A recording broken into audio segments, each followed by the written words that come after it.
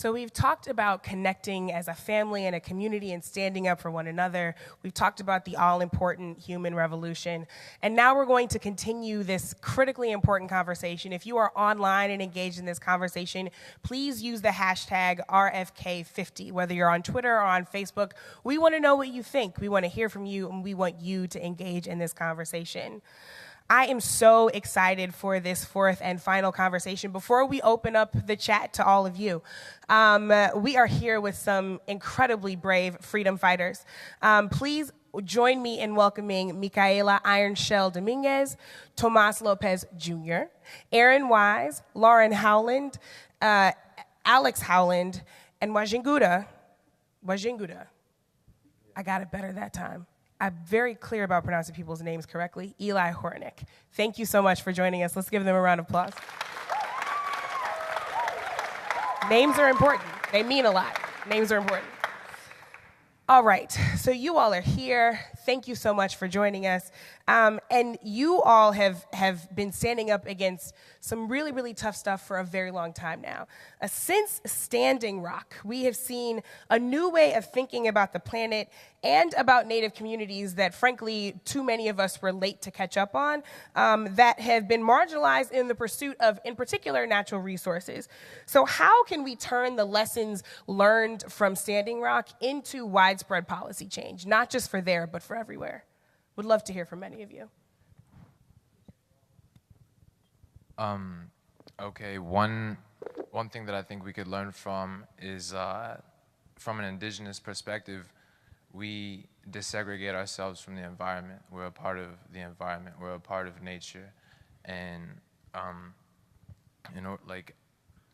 we should protect what we have now, like leaning towards renewable energy and trying to conserve what we have now. Knowing that water is a carrier of life, and all life carries water, and taking care of ourselves. I really like what she said about taking care of ourselves, because that's how we're going to take care of the earth. The earth is alive, water is alive, and to work towards policy change, my tribe just included in our statutes the immutable rights of nature, the right for all living beings to breathe clean air, to have clean water, and any violators of those rights of nature can be persecuted in our courts of law. And even if it's a corporate entity, the chairman on the board of that corporation has to personally sit the time and personally pay. So that's one way that my tribe is working towards policy change. That's such a powerful concept, making people personally liable for the harm being done to the earth and to our natural resources.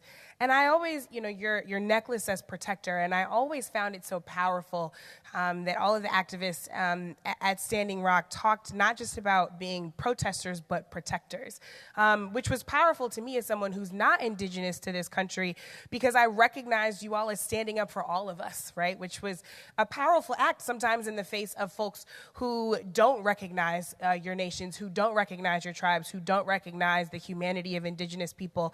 So how do you stand up in the face of that hate? How do you choose courage and bravery anyway, and actually work to protect life in the ways that you have? Hey everyone, my name is Alex Howland, and one thing for that is we called ourselves protectors because we stand for those who cannot, the trees, the four-legged, the wind, the water, the fire, the air. We all need these things to survive, and if no one else is going to protect these things, then we will. We will be the youth, and we will tell people that we are here and that we're going to continue to protect these things for our younger generations to come, that they have access to clean water, that they have access to the clean air and clean food. For not only the next 7 generations, but also after that, for the next couple of 100 years, we want our young people to have access to these things that we do. Because right now that is being threatened. We don't know if they're going to have these things for certain in the future, thanks to the fossil fuel industries of today.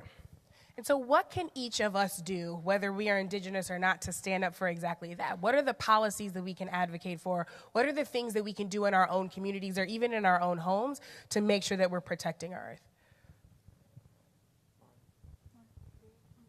That's me. My name is Lauren Howland. I'm from Southwest in New Mexico, Dulce, New Mexico, from the Hickory Apache Nation, the Dene Nation, and San Carlos Apache Nation. One thing we can all incorporate into our lives is, simple as recycling. Getting, your bottles, putting it in a separate trash can. Getting your can, putting it in a separate trash can. You get paid for that, guys. Do you know that?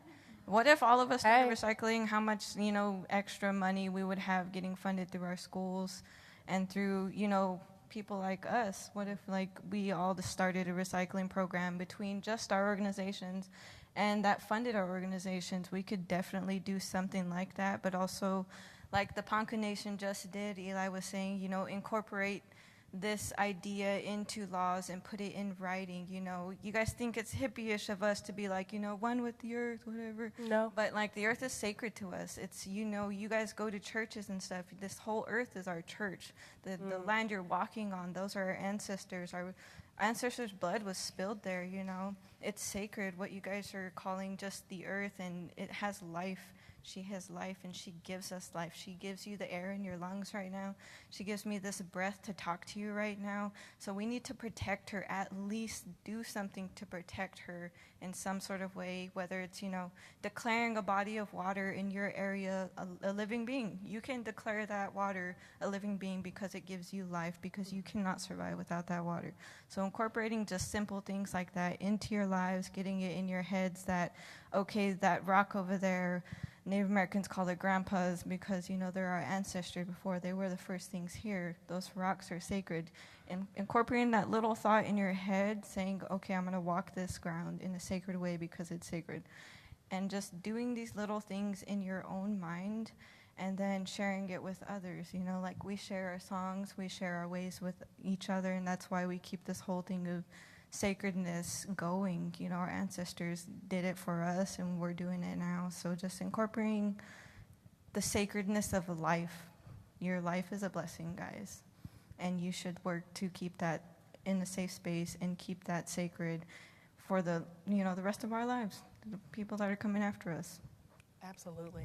And that's not hippie-ish at all. Let's be very clear. You are talking about and teaching all of us a different way of being and living that we should be listening to and learning from. Bobby Kennedy actually said that young people and students are the last people to accept things the way they are. You all see the way that things are and have determined not to accept that and to actually try to create the future that we all want and deserve. So I'd love to hear from two of you that we haven't heard from yet about why it is so important, not just for us to follow the lead of young people, but for young people always to be at the forefront of movements if we expect them to make any change.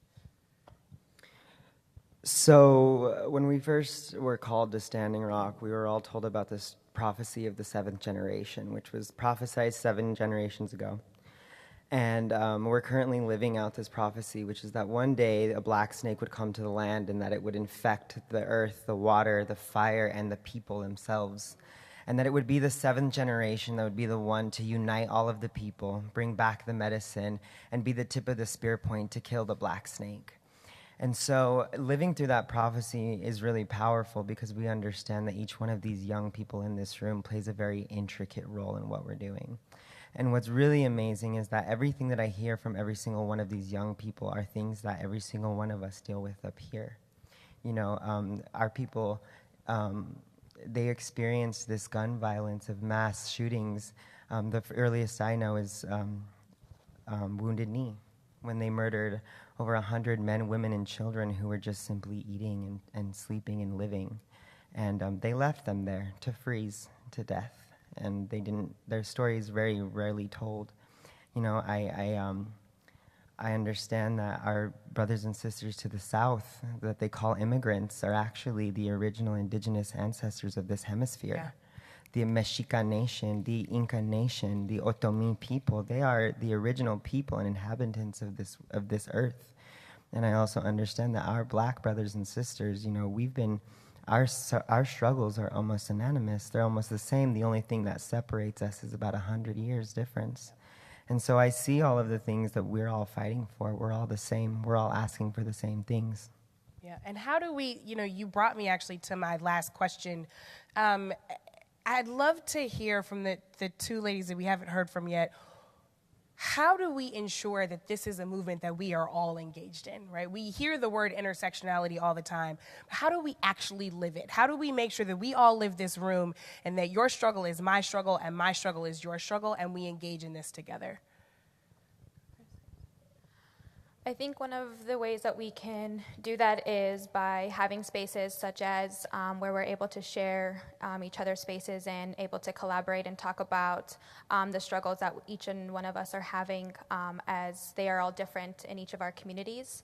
So such as for myself, being a Chichangu Lakota woman, being a woman altogether and speaking to my women and reminding them that how connected we are to Mother Earth, and so that's really important to our people. And also, we're very connected to water. As the first time you step into this world, that water is there, and that's really important. So, Mani Wachoni, water is life. We are life. Our bodies are, majority water, and so by expressing those things and coming together. And appreciating and taking responsibility for our next 7 generations. Absolutely. Would you like to close this out? Yeah, I think that, you bring all these youth together, and it really doesn't matter who else is present because the other people aren't inheriting this earth. Everyone, I'll be long gone before any of these young people are here, come into this world. And all the work that we're doing now is for those that cannot speak for themselves.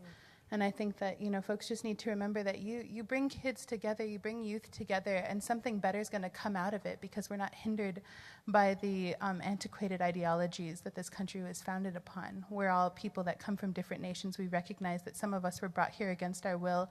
A genocide was committed to found the nation. Immigrants, created this country. And most importantly, it's people from all different backgrounds that are willing to fight for each other because, as you all know, communities of color, we're all family. And it's time for the rest of the world to start realizing that they're a part of the larger puzzle. Absolutely. A round of applause for that.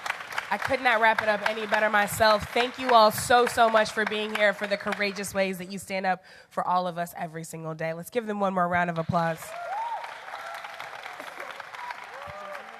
Oh, I was just going to say, they made a mistake getting all our organizations together because we about to inflict some change in this country. Woo. Ooh, girl. No, it sounds like we did exactly the right thing then. Exactly the right thing. Thanks so much. And as we continue our town hall, here is a look into the global pursuit of freedom and justice.